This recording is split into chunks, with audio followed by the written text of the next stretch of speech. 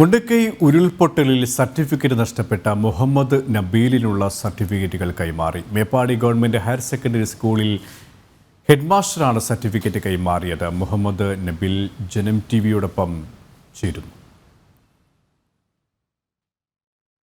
മുണ്ടക്കൈ വിഭാഗത്തെ ഉരുൾപൊട്ടലിൽ സർട്ടിഫിക്കറ്റ് നഷ്ടപ്പെട്ട നബീലിന് ഇന്ന് സർട്ടിഫിക്കറ്റ് തിരിച്ചു കിട്ടിയിരിക്കുകയാണ്. നബീലാണ് നമ്മുടെ കൂടെ ഉള്ളത്. ഏതായിരുന്നു കോഴ്സിന് പഠിക്കുന്നത്?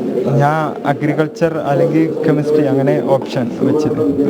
ഇനി എങ്ങനെയാണ് സന്തോഷമുണ്ടല്ലോ? ഭയങ്കര സന്തോഷമായി. എങ്ങനെയായിരിക്കും മുന്നോട്ട്? ഇനി ഇത് ആപ്ലിക്കേഷൻ കൊടുക്കണം, കോളേജ് കിട്ടുകയാണെങ്കിൽ ജോയിൻ ചെയ്യാൻ പറ്റും.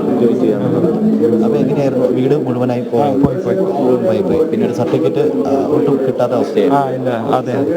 ഇനിയിപ്പോൾ എങ്ങനെയാണ് അഗ്രികൾച്ചർ മേഖലയിലെ സർട്ടിഫിക്കറ്റ് അപ്ലോഡ് ചെയ്യുന്നത്? കൊണ്ടുപോയി കൊടുക്കുന്നത്? അല്ല, കഫേ പോയിട്ട് അവർ സ്കാൻ ചെയ്ത് അപ്ലോഡ് ചെയ്തു. ഇത് പോയപ്പോൾ ഏത് തരത്തിലാണ് ഇവരെ ബന്ധപ്പെട്ടത്? അത് ഞാൻ ഫസ്റ്റ് ഇവിടുത്തെ ഹെഡ് മാസ്റ്ററെ കണ്ടു, കാര്യം പറഞ്ഞു. അപ്പോൾ അവർ ഒരു ലെറ്റർ എഴുതി അങ്ങോട്ട് അയച്ച്.